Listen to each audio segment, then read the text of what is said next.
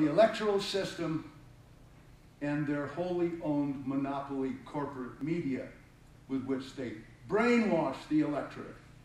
You can't have democracy without an informed electorate. If you have a brainwashed electorate, it doesn't matter much, the voting. And once we get an informed electorate, it still doesn't matter who votes, as Joe Stalin says. It only matters who counts the votes. So we need to change the whole electoral system. We have to take power away from these big money interests. And you'll see some of the ways that we're trying to approach that. I also want to comment briefly on something that I heard from one of my great idols, General Smedley Butler. And that's the story of how in World War I, the American religious leaders were telling the young folks to go out there and kill Germans for God. And the German pastors were telling the German youth to go out and kill the Allies for God. Christian countries on both sides. And I don't know how many of you are Christian, but I am. I happen to be an archbishop, Catholic archbishop in the apostolic succession. And I am ashamed of what the Christian churches have become. It's only gotten worse since World War I. And there is no basis for it in Christian theology. There are only two schools of Christian theology. One is the theology of the early church of the first 300 years and a few remnants of the church, and that's nonviolent. That's nonviolence. This school of Christian theology says that war is immoral under all circumstances and Christians may not participate in it, period. That was the view of all Christians until Constantine in the 4th century. At that point, the Christian church came out of the catacombs and into the halls of power and sold its soul. And Constantine wanted a Christian army carrying the cross. Now, he wasn't a Christian himself, didn't become one until, I guess, his deathbed. But in his superstition, he believed that would guarantee his army victory. Well, he got his Christian army. And there was this conflict among Christians. Eventually, it got resolved by St. Augustine, later revised by Thomas Aquinas, in the just war principles.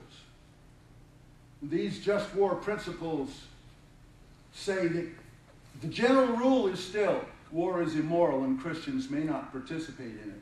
However, there are 8 criteria which, if they are all fulfilled, which never happens, by the way, if they are all fulfilled, then you have the rare exception when Christians may participate in the government's wars. Now, General Smedley Butler recognized that war is a racket. It had nothing to do with protecting the people of this country. It had to do with enriching the robber baron class. He recognized that for a half a century of wars leading up to World War II. I have recognized that for a half a century of wars following World War II. The wars that I have experienced in one way or another. And not a single one of those wars could satisfy even 2 or 3 of the just war criteria, never mind all 8. Now, at the end of the evening, you'll all get my Patriot card with my website on it, and my phone number, and my address, and my email address. if you email me, if you're interested in this subject further, say, what about this just war criteria? I'll send you a full article describing the 8 principles in detail and how they can be applied to reason conflicts. But they are not taught to Christians.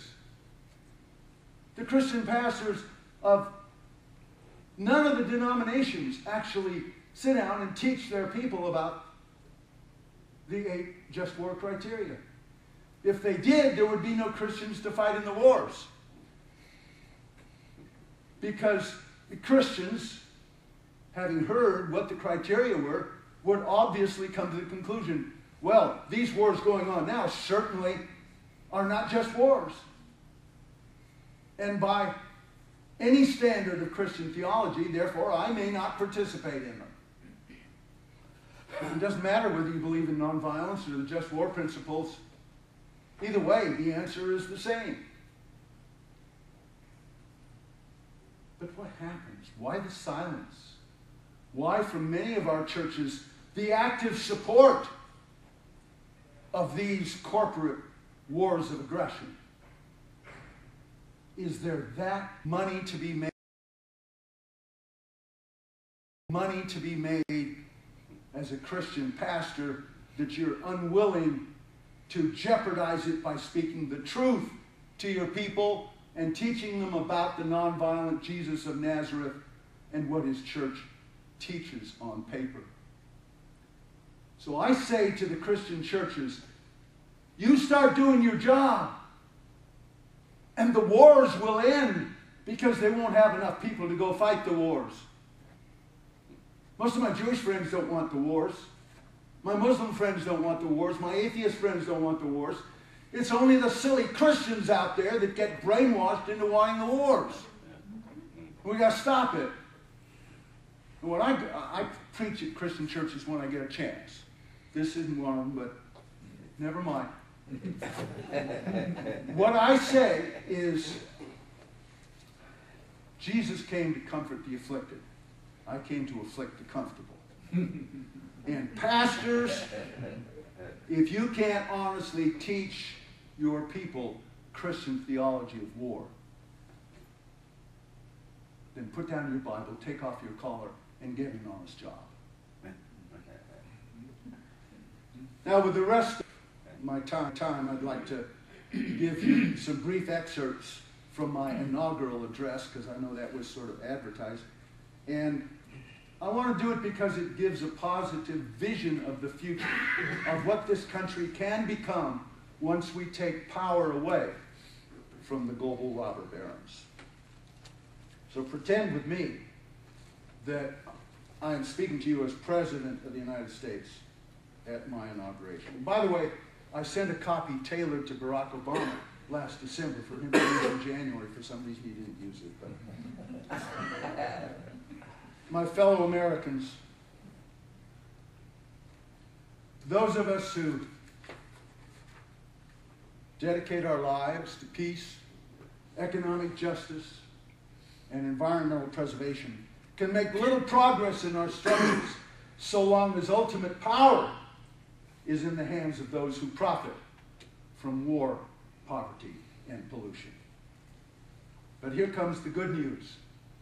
Tonight, that power has come to an end. See, I didn't get here tonight by selling myself to the oil companies, the pharmaceutical companies, the insurance companies. I didn't get here by taking corporate millions. To be quite honest, I'm not sure how I got here. But here I am. And as long as I am President of the United States, this government will serve the needs of the people, not the greeds of the wealthy elite. Now, turning things around won't be easy. What our Constitution empowers me to change, I shall. And I'll do it fast. But for much of what needs doing, I'll need the cooperation of you in Congress, and I ask for it tonight. See, the Constitution does not make me the decider, only the proposer and the implementer. You, the people's representatives in Congress, are the deciders. I am therefore vacating all the over 1,100 signing statements imposed by George W. Bush. I'm revoking Presidential Directives 20 and 50.